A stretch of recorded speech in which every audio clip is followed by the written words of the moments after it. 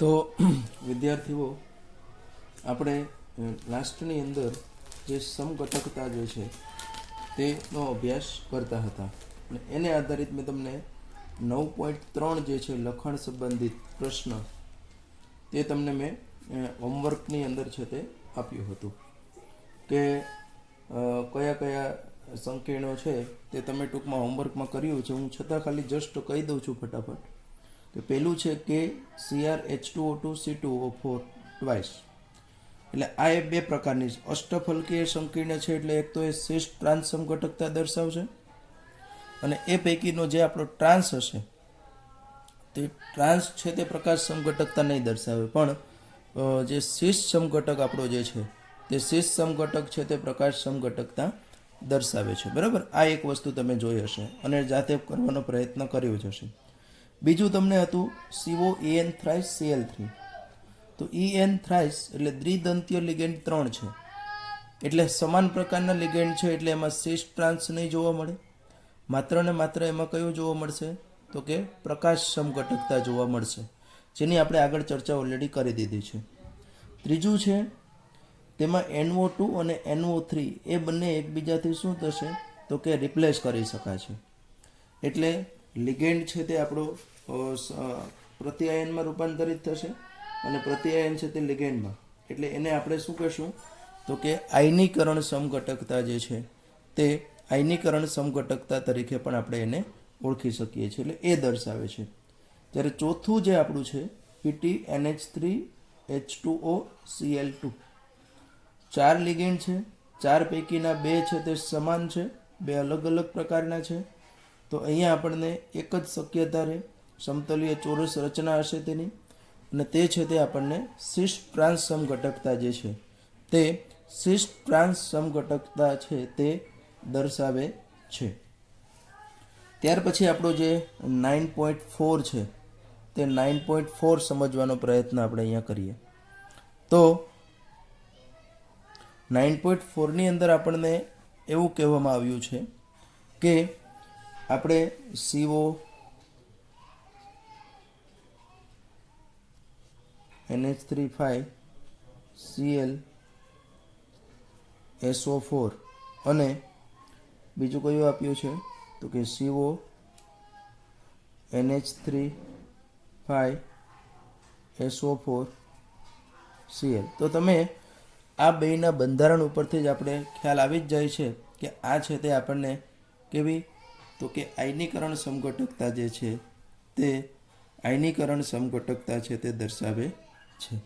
બરાબર, એ શું દર્શાવે છે તો કે આયનીકરણ સમઘટકતા જે છે તે આપણને અહીંયા દર્શાવે છે. હવે આયનીકરણ સમઘટકતા દર્શાવે છે એ તો આપણને અહીંયા ઓલરેડી કહી જ દીધું છે, પણ આપણે અહીંયા કહેવાનું એ છે કે એ જે આયનીકરણ સમઘટકતા દર્શાવે છે તેવું આપણે પ્રૂફ કઈ રીતનું કરી શકીએ. તો બહુ સિમ્પલ છે કે અહીંયા આપણી પાસે Cl છે તે લિગેન્ડ છે, અહીંયા SO4 છે તે પ્રત્યાયન છે. આપણને ખબર છે કે પ્રત્યાયન એમનું જે છે તે આયનીકરણ પામી શકે છે, અને આયનીકરણ પામી શકે એટલે તે પ્રાથમિક સંયોજકતાથી જોડાય છે. એટલે આમનું જો આપણે આયનીકરણ કરીએ તો આવું થશે. એમાંથી CO NH3 Cl +2 +SO4 -2. અને આમનું જો આયનીકરણ કરીએ તો એમાંથી આપણને શું મળે CO NH3 SO4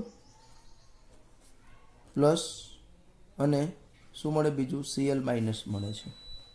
હવે જો આપણે માત્ર ને માત્ર આ સંકીર્ણને આપણે ભૂલી જઈએ તો હવે જો આના દ્રાવણમાં આપણે Cl છે અહીંયા SO4 -2 એટલે તમે એની અંદર જો BaCl2 નું દ્રાવણ ઉમેરો તો એમાં તમને બેરિયમ સલ્ફેટના સફેદ અવક્ષેપ છે તે મળે છે.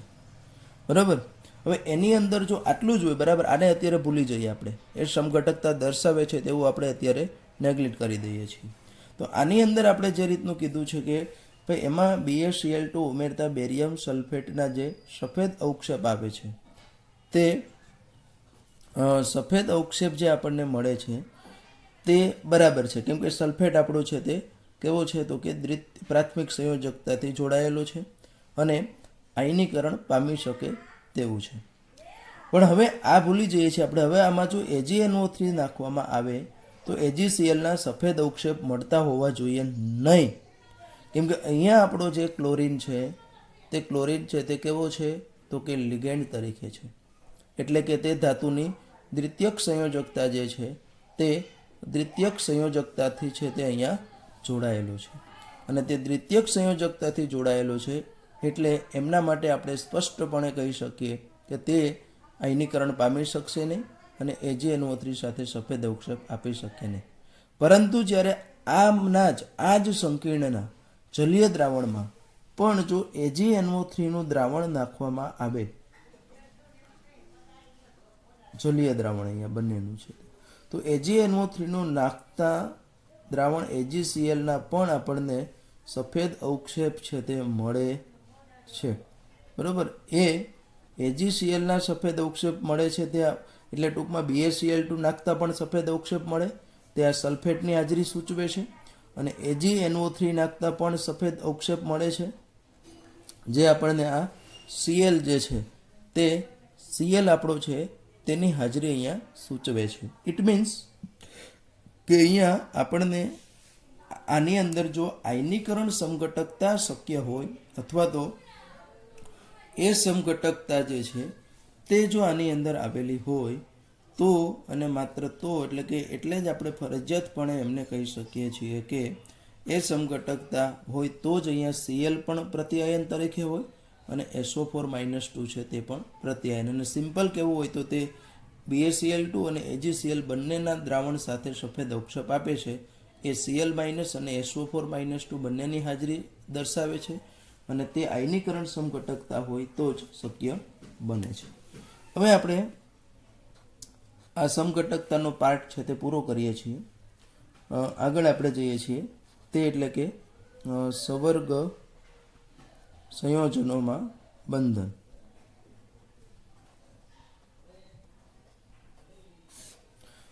તમને ઓલું લિગેન્ડનું લિસ્ટ હજી નથી મોકલાવ્યું, એ ખાસ મારે આજે યાદ રાખીને હું તમને મોકલાવી દઈશ. તો સવર્ગ સંયોજનોમાં બંધન આપણે અહીંયા જોયું, વર્નરના સિદ્ધાંત પણ આપણે જોયું. પણ અહીંયા પ્રશ્ન છે કે કેમ અમુક જ એવા તત્વો છે તે સવર્ગ સહસંયોજન બનાવે છે?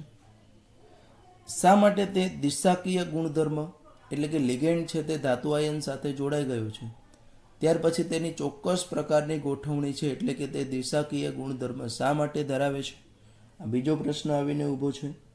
ત્યાર પછી એ શા માટે અમુક જે ચુંબકીય ગુણધર્મો છે એ બધું આપણે સમજાવી શકીએ છીએ. તો સવર્ગ સંયોજનની અંદર જે આપણો બંધ ધાતુ આયન અને લિગેન્ડ વચ્ચેનો જે બંધ બને છે તેને આપણે અલગ અલગ, એક તો સંયોજકતા બંધનવાદ એટલે કે વેલેન્સ બોન્ડ થિયરી છે એને આધારે આપણે સમજી શકીએ. બીજો આપણો છે તે CFT એટલે કે ક્રિસ્ટલ ફિલ્ડ થિયરી એટલે કે સ્ફટિક ક્ષેત્રવાદ છે, એને આધારે આપણે સમજી શકીએ. એવી જ રીતનું છે તે લિગેન્ડ ફિલ્ડ થિયરી એટલે કે લિગેન્ડ ક્ષેત્ર સિદ્ધાંત છે તેનાથી સમજી શકીએ. અથવા તો આપણે સમજી શકીએ એમો થિયરી, મોલેક્યુલર ઓર્બિટલ થિયરી એટલે કે આણ્વીય કક્ષકવાદ. તો આટલાને આધારે આપણે જે છે તે વ્યવસ્થિત રીતે છે તે સમજી શકીએ કે ભાઈ સવર્ગ સંયોજનોની અંદર જે બંધ રચાય છે ધાતુ આયન અને લિગેન્ડ વચ્ચેનો, તેનો સ્વભાવ આપણે સમજવો હોય તો એના માટે આપણે સંયોજકતા બંધનવાદ એટલે કે VB થિયરી, સ્ફટિક ક્ષેત્રવાદ એટલે કે ક્રિસ્ટલ ફિલ્ડ થિયરી અને LFT એટલે કે લિગેન્ડ ફિલ્ડ થિયરી જેને આપણે કહીએ છીએ લિગેન્ડ ક્ષેત્રવાદ, આ બધાને આધારે છે તે આપણે સારી રીતે છે તે એમને સમજી શકીએ છીએ. અને સાથે સાથે આપણે કહીએ એમો થિયરી એટલે કે આણ્વીય કક્ષકવાદ જેને કહીએ છીએ, તે આણ્વીય કક્ષકવાદને આધારે પણ આપણે એને સમજી શકીએ છીએ. પણ આપણે અહીંયા આપણા સિલેબસની અંદર આ બે થિયરી આપણે ભણવાની છે, સંયોજકતા બંધનવાદ અને સ્ફટિક ક્ષેત્રવાદ. પરંતુ આ વર્ષ પૂરતી આ થિયરીને અહીંયા સ્કીપ કરેલી છે. એટલે ટૂંકમાં તમારો જે સિલેબસ રેડ્યુસ થયો છે એમાં જે સ્ફટિક ક્ષેત્રવાદની થિયરી છે તે અહીંયા ભણાવવામાં આવેલી, મીન્સ આપણને અત્યારે ધ્યાનમાં લીધેલી નથી. બરાબર છે.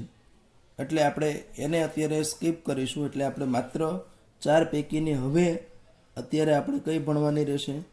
તો કે માત્ર ને માત્ર જે વીબી થિયરી જે છે તે વીબી થિયરી, જેને આપણે કહીએ છીએ સંયોજકતા બંધનવાદ જે છે તે સંયોજકતા બંધનવાદ, આને આપણે છે તે ડિટેલની અંદર છે તે અભ્યાસ કરવાનો છે. બરાબર ને? આનો આપણે ડિટેલની અંદર છે તે અભ્યાસ કરવાનો છે.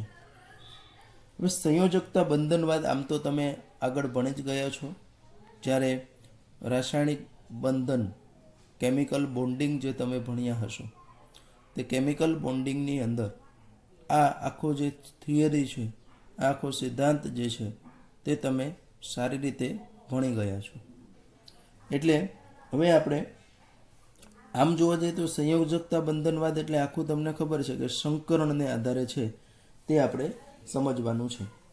અને એ સંકરણને આધારે આપણને ખબર છે કે સંકૃત કક્ષકો છે તે બંધન માટેના ઇલેક્ટ્રોન યુગ્મનું દાન કરે અને લિગેન્ડ જે છે તે તેની સાથે ઓવરલેપિંગ થાય છે. એટલે આપણો કોમન સિદ્ધાંત જે છે તે, અને એ આખો આધાર એના સંવર્ગાંક ઉપર છે. જો કોઈનું સંવર્ગાંક 4 હોય તો 2 શક્યતા મેં તમને આગળ કીધું છે કે 4 સંવર્ગાંક હોય તો તે sp3 સંકરણ હોય અથવા તો એમાં dsp2 સંકરણ થાય. 2 શક્યતાઓ છે. અને sp3 સંકરણ થાય એટલે હંમેશા એનો આકાર છે તે સમચતુષ્ફલકીય હોય, એ પણ તમે જાણો છો. જો dsp2 સંકરણ હોય તો એનો આકાર છે તે સમતલીય ચોરસ હોય છે, આ પણ આપણે જાણીએ છીએ.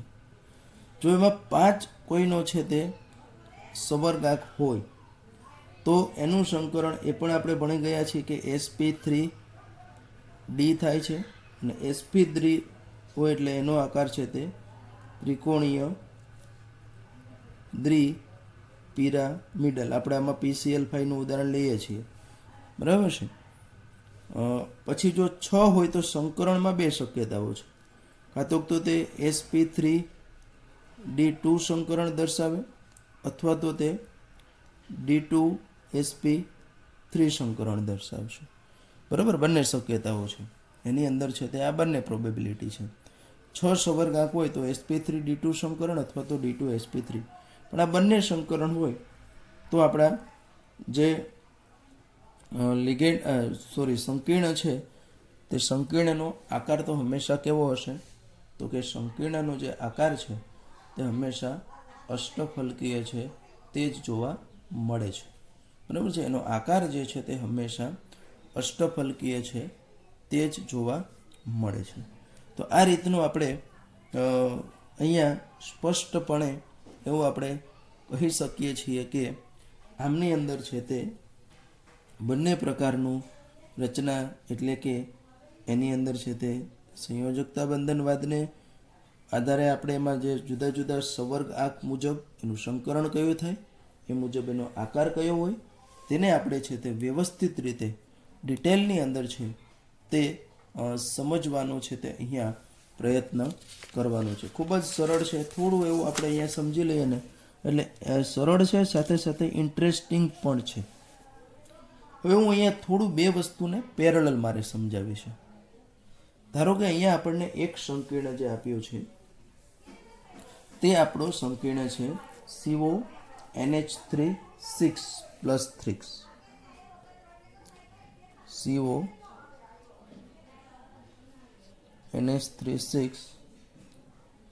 6+3 છે. ઓકે, એક આ સંકીર્ણ છે. અને બીજો જે આપણે ભણવાનો છે તે COF6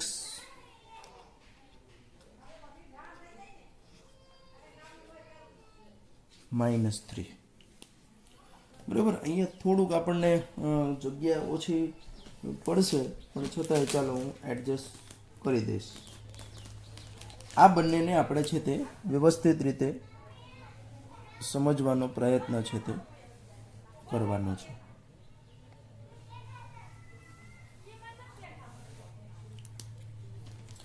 ઓકે, પહેલાં આપણે આની વાત કરીએ.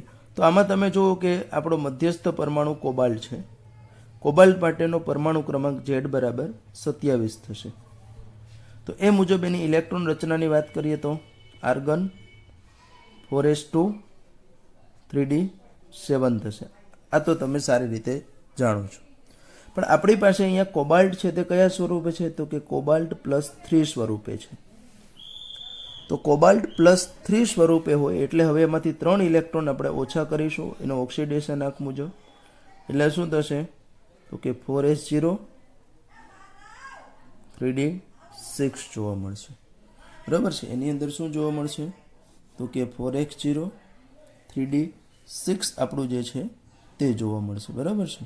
ઓકે, 4s0 3d6 જે છે તે આપણને જોવા મળશે આની અંદર છે તે. હવે આ જ વસ્તુને હું થોડું છે તે આ રીતનું લખું છું. 4s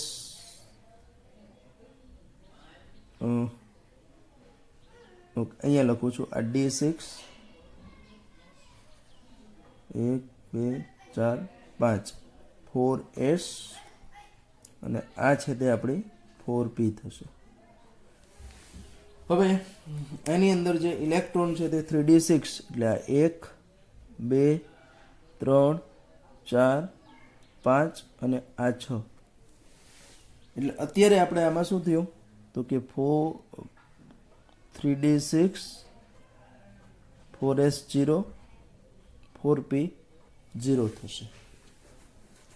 હવે આની અંદર અહીંયા આપણે જ્યારે NH3 જે છે, હવે આની અંદર જે સંકરણ થાય છે તે સંકરણ થતાં પહેલાં કે જ્યારે CO+3 આયન જે છે તે CO+3 આયનની અંદર જે છે તે શું થાય? જ્યારે NH3 જોડાશે. હવે એક વસ્તુ હું ઇન ધ બ્રેકેટ કહી દઉં છું. ખરેખર તો આ સંયોજકતા બંધનવાદની લિમિટેશન છે. સાચા અર્થમાં આપણને જે ક્રિસ્ટલ ફિલ્ડ થિયરી એટલે કે સ્ફટિક ક્ષેત્રવાદ છે તે આપણને આ વ્યવસ્થિત રીતે સમજાવે છે કે ભાઈ આની અંદર આપણને જે કંઈ મળે છે તે કોને લીધે થતું હોય છે? તો કે અહીંયા આપણને જે કંઈ જોવા મળે છે તે માત્ર ને માત્ર NH3 એ પ્રબળ લિગેન્ડ છે. પ્રબળ લિગેન્ડ જ્યારે જોડાય ત્યારે તે આ જે અયુગ્મિત ઇલેક્ટ્રોન છે તે અયુગ્મિત ઇલેક્ટ્રોનનું શું કરી દે છે? તો કે એનું છે તે પેરિંગ કરી દે છે, એટલે કે યુગ્મીકરણ કરી દે છે. એટલે આમાં એવું આપણે લખશું નહીં કે NH3 અહીંયા પ્રબળ લિગેન્ડ છે એટલે એવું થાય છે, પણ માત્ર એ આની મર્યાદા છે. એ ખરેખર હું તમને કૌંસમાં કહું છું અથવા તો આગળની થિયરીને આધારે હું કહું છું. તો હવે શું થશે? તો કે 6 ઇલેક્ટ્રોન છે એટલે એના માટે યુગ્મીકરણ થઈ જાય એટલે 3 કક્ષક ભરાઈ જશે. હવે બાકીની કેટલી ખાલી થશે? તો કે 2 એ સંકૃત થઈ જશે. હવે 4 5 અને 6 એટલે આ જે આપણી 2 કક્ષકો હતી આ કક્ષકોમાં ઓલરેડી આપણા 6 ઇલેક્ટ્રોન છે તે ભરાઈ ગયા. અને હવે આ 1 2 3 4 5 અને 6 એટલે આ 3માં યુગ્મીકરણ થઈ ગયું એટલે બાકી કેટલી રહી? 1 2 3 4 5 અને 6. 6 એટલે પણ એમાં કઈ કક્ષક વપરાય? તો કે D2sp3 સંકૃત કક્ષકો થયા. કોની થઈ? તો કે કોબાલ્ટ ધાતુ આયનની આ D2sp3 જેટલી કક્ષકો સંકરણ પામે, અહીંયા 2D કક્ષક, 1s કક્ષક અને 3p કક્ષક જે છે તે સંકરણ પામે છે. એટલે બીજી રીતે કેવું હોય તો કુલ આપણી પાસે 6 કક્ષકો સંકરણમાં ભાગ લે છે, પરમાણવીય કક્ષકો. અને સંકરણના નિયમ મુજબ તમને ખબર છે કે જેટલી કક્ષકો સંકરણમાં ભાગ લે છે તેટલી જ તેમાંથી આપણને છે તે નવી સમશક્તિક સમાન આકારવાળી શું મળે છે? તો કે સંકૃત કક્ષકો મળે છે. એટલે અહીંયા આપણને કુલ 6 D2sp3 સંકૃત કક્ષકો જે છે તે D2sp3 સંકૃત કક્ષકો મળી આવે છે. હવે આપણી પાસે અહીંયા NH36 છે. તો NH36 છે એટલે એની પાસે 6 આપણા NH3 જે છે તે એની સાથે ઇલેક્ટ્રોન યુગ્મો છે તે આપે છે. એટલે હવે જ્યારે આપણો આમાંથી આ પ્રકારનો સંકીર્ણ બને CO NH3 6+3 જ્યારે રચાશે એનું અહીંયા નીચે દર્શાવું છું. આપણી પાસે અહીંયા પૂરતી જગ્યા નથી એટલા માટે અહીંયા 3 આવડિયા હશે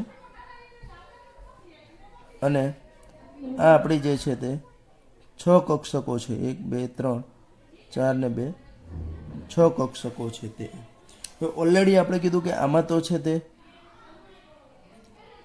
શું હશે કે ઓલરેડી કક્ષકો એમની તો છે તે ભરાયેલી છે જ, પણ હવે જે બાકી રહી ગયેલી જે કક્ષકો છે તે બાકી રહી ગયેલી કક્ષકોમાં આપણું જે NH3 જે 6 છે તે NH3 છે તે શું કરે છે તો કે બંને જે ઇલેક્ટ્રોન યુગ્મો છે તે બંને ઇલેક્ટ્રોન યુગ્મો છે તે કોણ આપે છે તો કે 6 આપણા NH3 જે છે જેની પાસે આપણે કીધું કે ઓલરેડી ઇલેક્ટ્રોન છે તે પડ્યા છે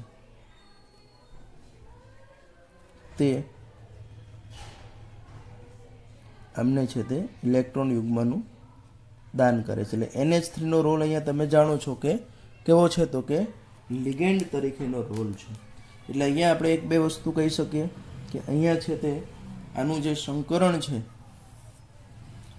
તે સંકરણ કેવું થશે તો કે D2sp3 સંકરણ થાય છે આમાં મધ્યસ્થ ધાતુ આયન છે તેનું, અને એ સંકરણ થાય એટલે એનો આકાર કેવો થશે તો કે અષ્ટફલકીય એનો જે આકાર જે છે તે આપણને જોવા મળે છે.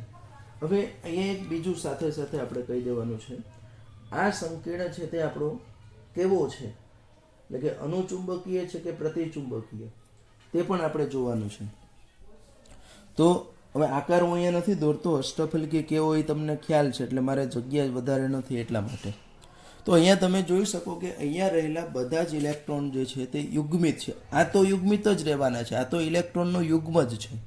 લિગેન્ડ હંમેશા ઇલેક્ટ્રોન યુગ્મનું દાન કરીને જ છે તે ધાતુ આયન સાથે જોડાતો હોય છે, એટલે એને આપણે અહીંયા કન્સિડર કરીશું નહીં. પણ આ જે આપણા સિંગલ જે છે એ સિંગલ જે છે એના કિસ્સામાં આપણે જો જોઈશું તો એ બધા કેવા છે તો કે તે બધા એમ આપણે જોઈશું તો સિંગલ જે છે એટલા માટે ત્યાં બધા એટલે કે યુગ્મિત સ્વરૂપે છે, એટલા માટે એની અંદર છે તે આપણે એવું કહીએ છીએ કે જો બધા જ ઇલેક્ટ્રોન યુગ્મિત હોય તો એને આપણે પ્રતિચુંબકીય પદાર્થ કહીએ છીએ, અને જો એક અથવા તો એક કરતાં વધારે એની અંદર છે તે અયુગ્મિત ઇલેક્ટ્રોન આવેલા હોય તો એવા સંજોગોમાં આપણે એને કહીએ છીએ અનુચુંબકીય ગુણધર્મ ધરાવે છે તેવું આપણે કહી શકીએ છીએ. પરંતુ અહીંયા આપણા બધા જ ઇલેક્ટ્રોન યુગ્મિત હોવાને કારણે એને આપણે કહીશું તે કેવો છે તો કે પ્રતિચુંબકીય છે. એ કેવો ગુણધર્મ ધરાવે પ્રતિચુંબકી. કેમ તો કે બધા જ ઇલેક્ટ્રોન છે તે યુગ્મિત છે, એમાં રહેલા બધા જ ઇલેક્ટ્રોન છે તે કેવા છે તો કે યુગ્મિત છે, એટલે તે કેવો તો કે પ્રતિચુંબકીય ગુણધર્મ જે છે તે ધરાવે છે. બીજું એક અગત્યની વસ્તુ છે તે અહીંયા તમે જુઓ કે અહીંયા બધા જ ઇલેક્ટ્રોન યુગ્મિત થઈ ગયા એટલે એની જે છે તે કેવું થશે તો કે એનું જે ભ્રમણ છે તે કેવું હશે ઓછું હશે, એટલે અથવા તો આપણે કહીએ એને સ્પિન પેડ કોમ્પ્લેક્સ. કેમ કે આની આ એકબીજાની અસર 0 કરી નાખશે, આ પણ એકબીજાની અસર 0, આ પણ એકબીજાની અસર. પણ ધારો કે આવી રીતનું હોત તો આપણી પાસે 1 2 3 ને 4 અયુગ્મિત ઇલેક્ટ્રોન રહી જતી.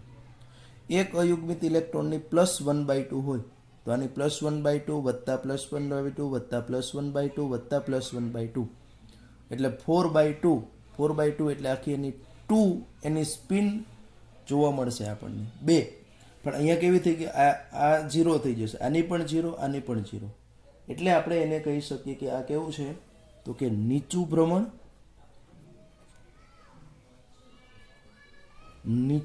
આપણે કહીશું, અથવા તો આપણે એને કહીએ છીએ ભ્રમણ યુગ્મિત સંકીર્ણ, અથવા આપણે એને શું કહીએ છીએ તો કે ભ્રમણ યુગ્મિત સંકીર્ણ આપણે એને કહીએ છીએ, જેને ઇંગ્લિશમાં કહેવાય સ્પિન પેર્ડ કોમ્પ્લેક્સ. બરાબર છે, એને આપણે કહીએ છીએ નીચું ભ્રમણ, કેમ કે 0 છે, અથવા તો બધા ઇલેક્ટ્રોન યુગ્મિત થઈ ગયા એટલે ભ્રમણ યુગ્મિત. લો સ્પિન નીચું ભ્રમણનું ઇંગ્લિશ ખરેખર લો સ્પિન, અને ભ્રમણ યુગ્મિત એટલે કે સ્પિન પેર્ડ આપણે કહીએ છીએ. બીજું કે અહીંયા જે D2sp3 થયું છે, હવે અહીંયા 4p પછી આપણી પાસે 4d કક્ષક અવેલેબલ છે, તો એ બહારની કક્ષક કહેવાય 4d છે તે, અને 3 એટલે અંદરની કક્ષક. તમે જાણો છો કે 3 અને 4 છે તે મુખ્ય ક્વોન્ટમ આંક n નું મૂલ્ય દર્શાવે છે. અને મુખ્ય ક્વોન્ટમ આંક n નું મૂલ્ય જે અહીંયા આપણને દર્શાવે છે તે મુજબ જો આપણે જોવા જઈએ તો એની અંદર શું જોવા મળશે તો કે મુખ્ય ક્વોન્ટમ આંક આપણો જે n જે છે તે મુખ્ય ક્વોન્ટમ આંક n નું મૂલ્ય આપણને અહીંયા કઈ રીતનું જોવા મળશે તો કે મુખ્ય ક્વોન્ટમ આંક n જે છે તે આપણે n બરાબર 3 હોય તો અંદર કક્ષક, n બરાબર 4 હોય તો એના કરતાં બહાર, એટલે કે ઇલેક્ટ્રોનનું કેન્દ્રથી અંતર દર્શાવે છે. તો આ 3D કક્ષક વપરાય એટલે અંદરની કક્ષક થઈ, એટલે આપણે એને કહીએ છીએ ઇનર ઓર્બિટલ, એટલે કે આંતરિક કક્ષકીય શું કહે છે સંકીર્ણ. તો આટલી આમ ખૂબ જ સિમ્પલ છે, પણ આ દરેક પોઈન્ટ છે તે આપણા વ્યવસ્થિત રીતે આને છે તે લખીએ તો એકદમ સરળ છે. ખ્યાલ આવી ગયો? પાછું તમને મારે સમજાવવું છે, પણ આ નથી સમજાવવું, આ સમજાવીશ પછી હું તમને બંનેની છે તે સરખામણી કઈ રીતની થશે તે થોડુંક છે તે હું અહીંયા તમને એ વસ્તુ થોડું ખ્યાલ અપાવડાવીશ. ઓકે, હવે આપણે આવીએ COF6માં. તો અહીંયા પણ આપણો આમ જોવા જઈએ તો કોબાલ્ટ જ છે મધ્યસ્થ ધાતુ આયન, અને કોબાલ્ટ જ છે એટલા માટે અહીંયા આપણે Z બરાબર એનો 27 જ થશે. અને અહીંયા એની ઇલેક્ટ્રોન રચના તો આપણે એ જ થાય 4s2 3d7. અહીંયા પણ આપણો કોબાલ્ટ તમે ઓક્સિડેશન આંક શોધી લ્યો, આની -6, પેલી બાજુ જોઈએ તો +3, +6, +6 -3 એટલે +3, એટલે અહીંયા પણ કોબાલ્ટ જે છે તેની ઓક્સિડેશન સ્ટેટ છે તે કેવી છે તો કે +3 છે.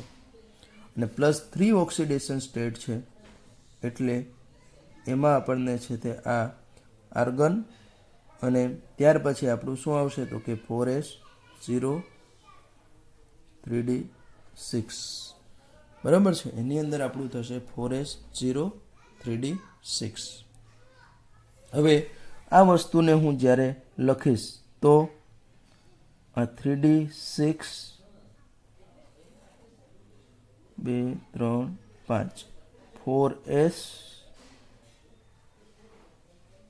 આ 4p અને એના પછી હજી એક અહીંયા મારે દર્શાવવી પડશે તે એટલે કે 4 ને 1 5 4d.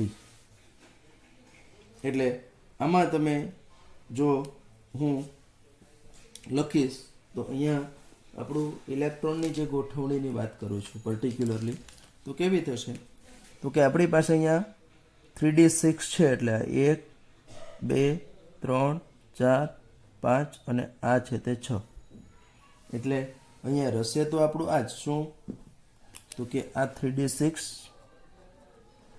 આ 4s0 4p0 અને આ 4d છે. હવે અગત્યની વસ્તુ અહીંયા એ છે કે આપણે જ્યારે એની અંદર છે તે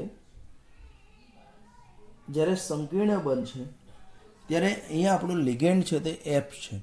F છે તે નિર્બળ લિગેન્ડ છે. અહીંયા સંયોજકતા બંધનવાદને આધારે એવું હું નથી કહી શકતો, પાછું હું તમને કહી દઉં છું, પણ અહીંયા આવું થવાનું કારણ મુખ્ય આ છે કે F છે તે નિર્બળ લિગેન્ડ છે અને એટલા માટે આજે ઇલેક્ટ્રોનનું યુગ્મીકરણ કરી શકતો નથી, બરાબર. પોતે છે તે નિર્બળ લિગેન્ડ હોવાને કારણે તે આજે બધા ઇલેક્ટ્રોન છે તે બધા ઇલેક્ટ્રોન છે તેમનું યુગ્મીકરણ જે થવું જોઈએ તે યુગ્મીકરણ જે છે તે આપણો F છે તે કરી શકતો નથી.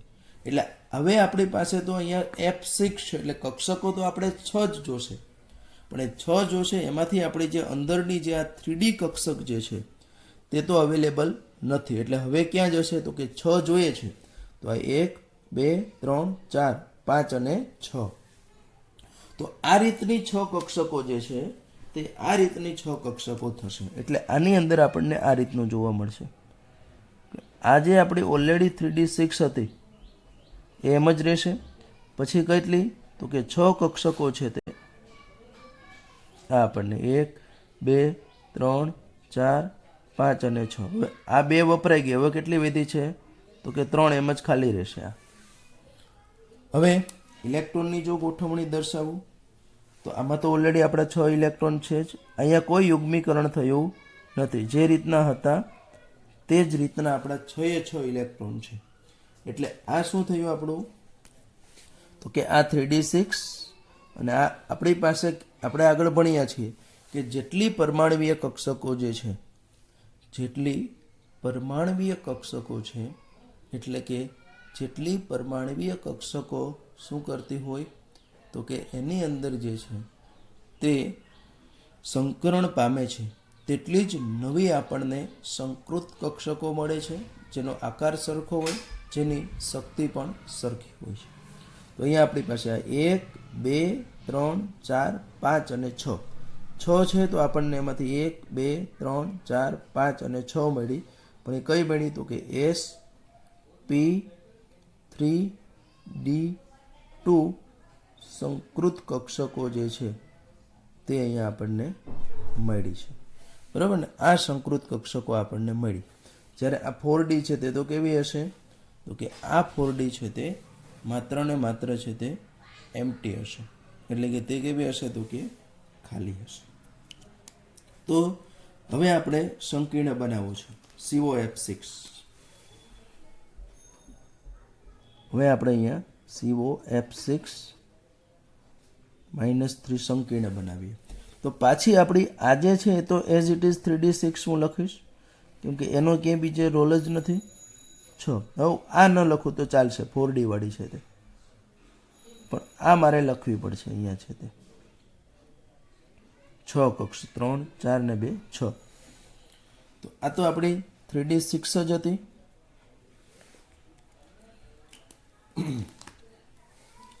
આમાં 1 2 3 4 5 અને 6 સમશક્તિ કક્ષકોમાં હંમેશા તમે જાણો છો કે પહેલાં આપણે એક એક ઇલેક્ટ્રોન છે તે ગોઠવીશું એની અંદર, ત્યાર પછી ઇલેક્ટ્રોનનું છે તે ત્યાં યુગ્મીકરણ થતું હોય છે.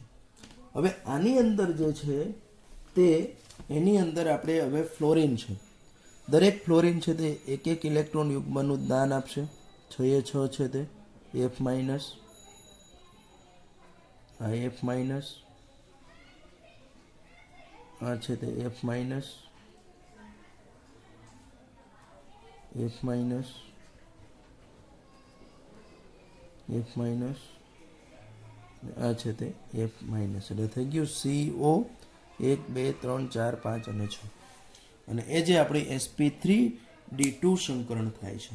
એટલે હવે જો આની અંદર આપણે દર્શાવવું હોય તો અહીંયા એવું દર્શાવી શકીએ કે અહીંયા કેવું થયું તો કે sp3d2 સંકરણ છે તે જોવા મળે છે.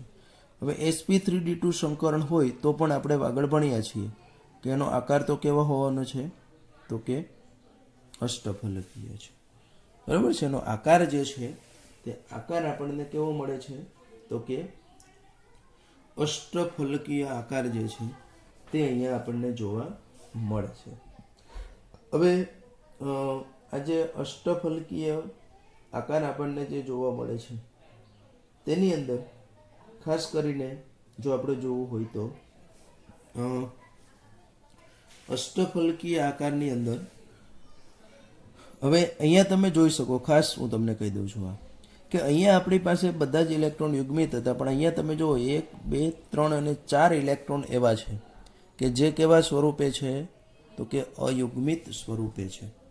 બરાબર છે? આ 4 ઇલેક્ટ્રોન આપણા જે છે તે 4 ઇલેક્ટ્રોન છે તે આપણા અયુગ્મિત સ્વરૂપે છે.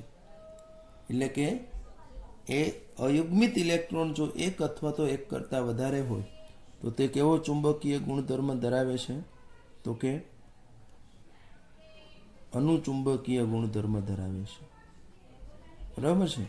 અને અનુચુંબકીય ગુણધર્મ ધરાવવાનું કારણ છે તે એના અયુગ્મિત ઇલેક્ટ્રોન છે. બરાબર છે? એ છે તેમાં રહેલા અયુગ્મિત ઇલેક્ટ્રોન છે. પછી અહીંયા આપણે જે રીતનું વાત થઈ તે રીતનું કે ભાઈ અહીંયા આપણી જે ડી કક્ષક જે છે તે ડી કક્ષક છે તે કઈ વપરાણી છે તો કે COF6 જે છે તે COF6 ની અંદર જે છે તેની અંદર છે તે ઇલેક્ટ્રોન તમે જુઓ કેવા છે, તો કે એમાં રહેલા ઇલેક્ટ્રોન જે છે તે ઊંચું સ્પિન ધરાવે છે. અહીંયા તો 0 થઈ જતું હતું, પણ અહીંયા આપણને કેવું ધરાવે છે કે ઊંચું ભ્રમણ અથવા તો ભ્રમણ મુક્ત, અહીંયા ભ્રમણ યુક્ત હતું, અને આપણે કહીશું કે ઊંચું ભ્રમણ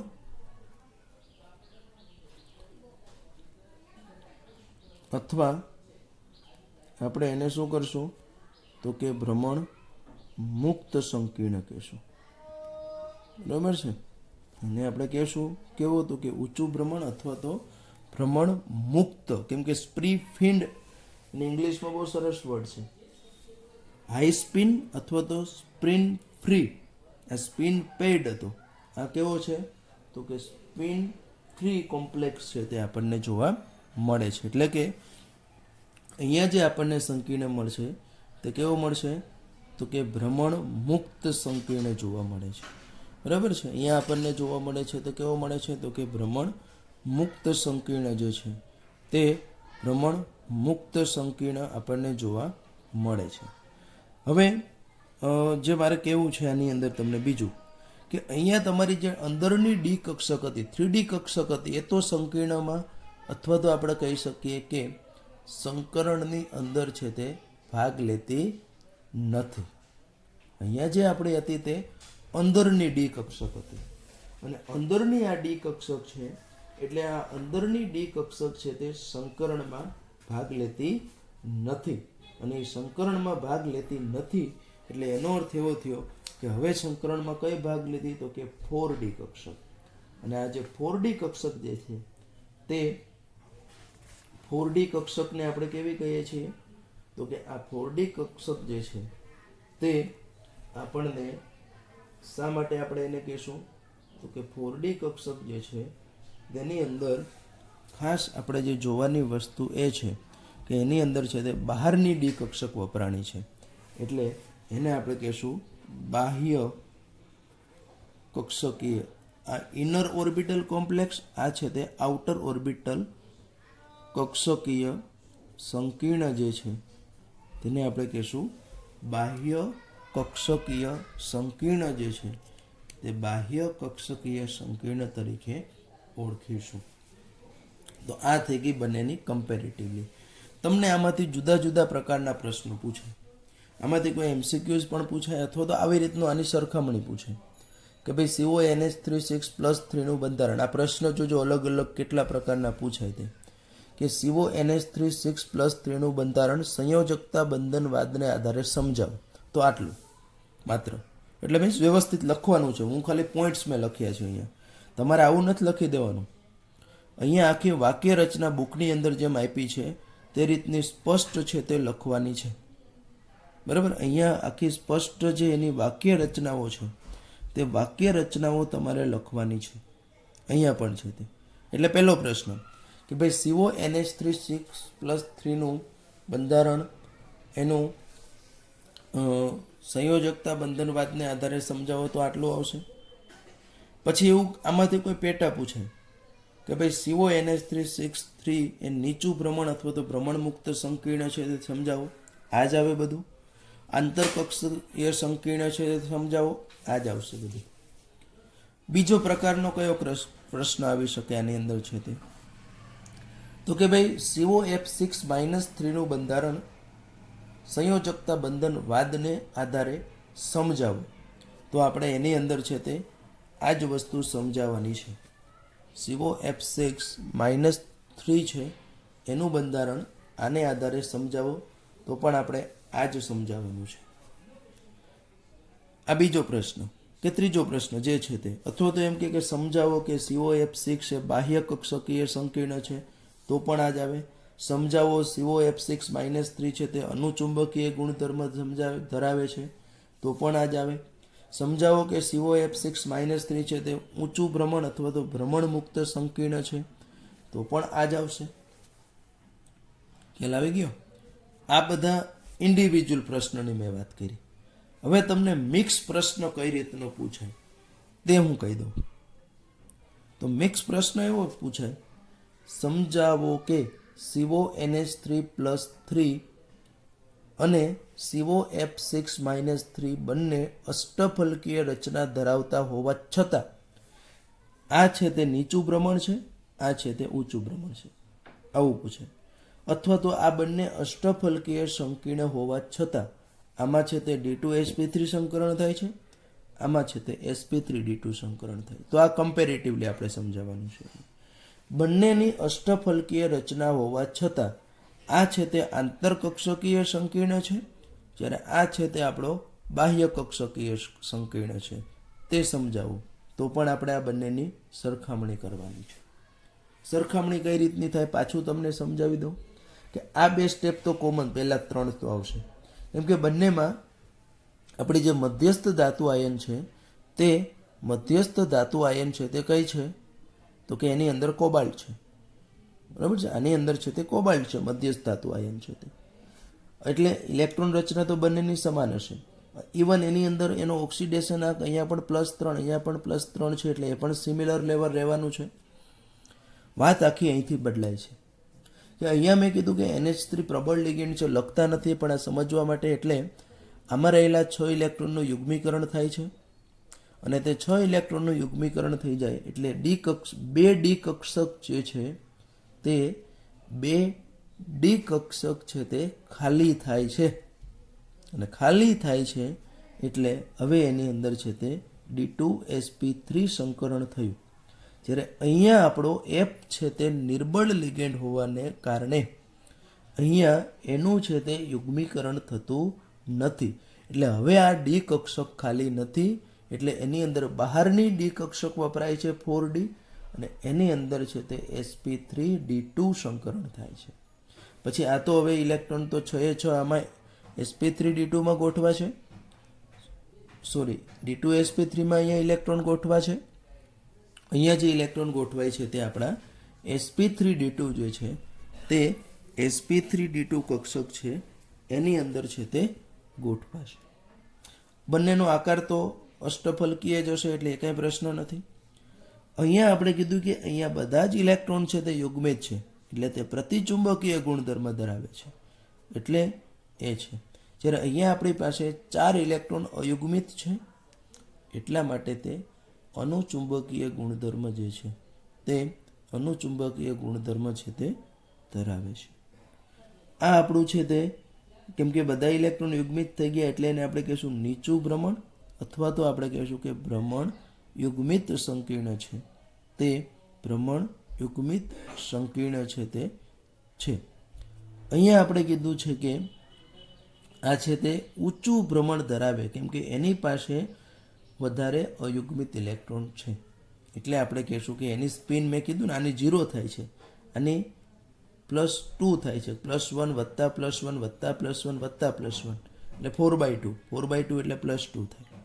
એટલે આપણે એને કીધું કે તે ઊંચું ભ્રમણ ધરાવે છે, અથવા તો આપણે કહીએ કે તે ભ્રમણ મુક્ત સંકીર્ણ છે. કેવો છે તો કે ભ્રમણ મુક્ત સંકીર્ણ છે તેવું આપણે કહી શકીએ. બીજું આપણે કીધું કે અહીંયા છે તે અંદરની ડી કક્ષક વપરાય છે એટલે એને આંતરિક કક્ષકીય સંકીર્ણ એટલે કે ઇનર ઓર્બિટલ કોમ્પ્લેક્સ જે છે તે ઇનર ઓર્બિટલ કોમ્પ્લેક્સ રચાય છે. જ્યારે અહીંયા છે તે બહારની ડી કક્ષક એટલે જેને આપણે કહીએ છીએ 4D કક્ષક જે છે તે 4D કક્ષક વપરાય છે એટલે આપણે એને કહીએ છીએ બાહ્ય કક્ષકીય સંકીર્ણ. બરાબર. તો આ રીતનું સ્પષ્ટપણે છે તે એ તમને સમજાવ્યું છે. તે રીતનું આપણે આ જ રીતનું હજી આપણે NiCl4, NiCN4 અને NiCO4 એમાં પણ જોવાનું છે. પણ એ જોતા પહેલાં અત્યારે હું તમને એક છે તે અહીંયા અત્યારે જો સમય તમારે લેક્ચર પૂરો થાય તો બેસીને કરજો, નહીંતર પછી હોમવર્કમાં કરવાનું છે. બરાબર. એક હું તમને અહીંયા આપું છું.